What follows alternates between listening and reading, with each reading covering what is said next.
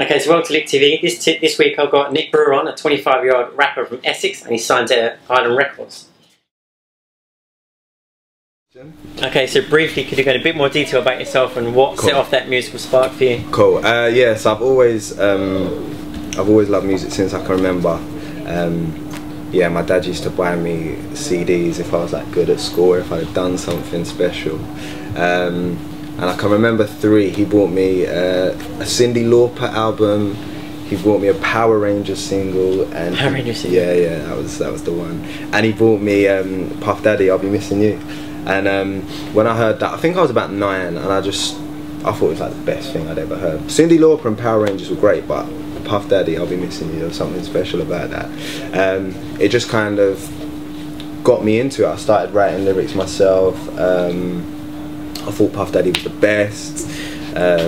Luckily, like, I had an older friend who kind of introduced me to other rappers like Nas and Wu-Tang Clan and stuff, and it just kind of grew from there. My dad started teaching me how to play the guitar. I never got very good, but it was just kind of all part of it. I learned the drums and I got some decks, so I just kind of loved like loads of musical stuff, and I wrote lyrics, but I never really kind of shared them or anything. I was much more like seen as like a DJ by my schoolmates and that. So yeah, I just kind of grew. But then around like the age of about 19, 20, I decided like I actually want to be a rapper. So yeah, that's kind of how it started. Yeah. Okay. Now your rapping style is a mix of like hip hop, and you got some spoken word lyricism thrown in there. Yeah. I've had a look online, and you had like done a spoken word piece for ID. Yeah. Could you go into a bit more information about it? Because it's about Ebola and your friend Richard Cole. Yeah. So I think one thing I've noticed I can be guilty of, and a lot of artists, I feel, not that it's necessarily a bad thing, but we can be quite self-indulgent, and we can like, I can talk about myself and how hard I've got it a lot, and sometimes I'm just reminded I really don't have it that hard, you know. And I've got some friends, some family friends who are from Sierra Leone in West Africa, who I got to know through a church that I'm part of, and yeah, like, so there's this guy called Richard Cole who's passed away now, but what he did, there was a massive civil war in Sierra Leone, and they used a lot of young children, like young boys, as boy soldiers, the rebel soldiers. So what this guy Richard Cole used to do was he used to kind of like steal them from the rebel soldiers, and he started like an orphanage and raised all these former boy soldiers and kind of paid for their education and gave them a chance. These were people that had been like written off by the whole country, but yeah, he gave them an opportunity, and a lot of these men now are leaders in their country and involved in, you know, raising others and politics and all that sort of thing. But it's tough over there, you know, especially with like Ebola breaking out. Speaking to my friend who's over there at the moment, he said it feels like a second civil war, but it's worse, because at least during the civil war, like, families could club together, but with the nature of Ebola, people are scared to even touch each other, and isolated. So it just kind of, I wanted to take a moment to just kind of, yeah, raise awareness and kind of, but not just be like, oh, these guys have got it hard, I've got it easy, but I'm in a position where I can actually, I can't cure Ebola, I can't do anything like that, but I can raise awareness and try and help make an impact. So I just wanted to take the opportunity to do that. So. Does that try and seep into your music as well, like cautionary tales, open people's eyes?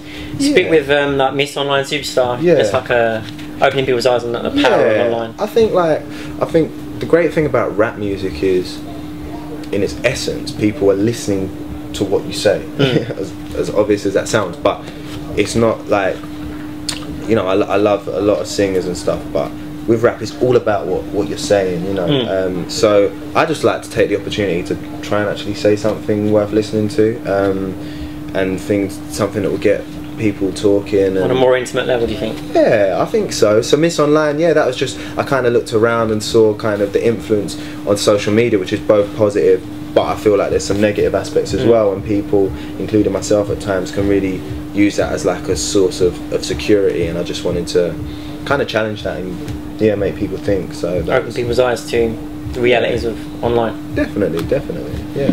Now your previous EP was quite intimate, like we said already, with your social commentary and talk about relationships. Is this continued on the new EP? Yeah, this new EP is a bit more upbeat, so it's a bit more, some of the tracks are a bit more fun, just me just having fun rapping, because that is what I enjoy doing. So there's some songs that are just kind of me just kind of making fun out of myself. Like I talk in one about, I remember like when I told my dad I wanted to rap, like, and he was just like, what? Like, do you know what you're doing? I was just like, no, but it's kind of like just, don't know what I'm doing, I want to do it anyway. Yeah, exactly, and just kind of taking the mick out. I like to take the mick out of myself, but there's also some deeper kind of elements on the EP, yeah, talking about relationships and that sort of thing, just because I find it to be like a way of just disclosing how I feel. So yeah, because when you listen to Jet Li, that's more upbeat, and then the other one, Fall From There, that's that complete opposite. It's like really quiet. Yeah, and I feel like they're like they're equally both two aspects of my character. So Jet Li is just as much me as Fall From Here is. So it's like I wanted to be able to show both of them with the 4 Miles Further EP and this new one, more than like to kind of When did the creative spark finish? Was it as soon as you finished the previous EP and then started working on another one? Or? Yeah, I'm just in the studio all the time. So it was as soon as 4 Miles Further come out, I was still in the studio, and yeah, like me and my producers, we just wanted to like experiment with different stuff and go back to some of the more like old school stuff, like the things that really got me first into rapping, like grime and garage and all that sort of stuff. So yeah, it just kind of kept going, and it came about through that, just kind of experimenting and trying to show a different side of my character and personality.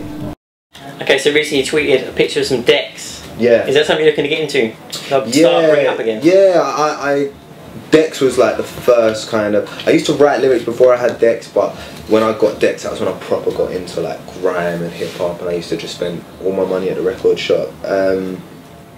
So yeah, I set them up like a few weeks ago, and I've just been going through all my old records, and it's really it's been really fun. Like, I forgot how much I love DJing. I kind of fell out of love with it a bit when CD decks come about, and now it's not even CD decks, it's a lot of like laptop stuff, which from like a practical point of view makes complete sense. And carrying around records, I remember when me and my mate used to go do parties and that, it was long, like having to bring all our records. The idea of just bringing it all on a laptop and that's all you got to set up, I can completely get that. But for me, it still does take away some realism. Yeah, and like the sheer like fun you can have mixing on deck. So yeah, I'm just mixing again and just seeing what happens.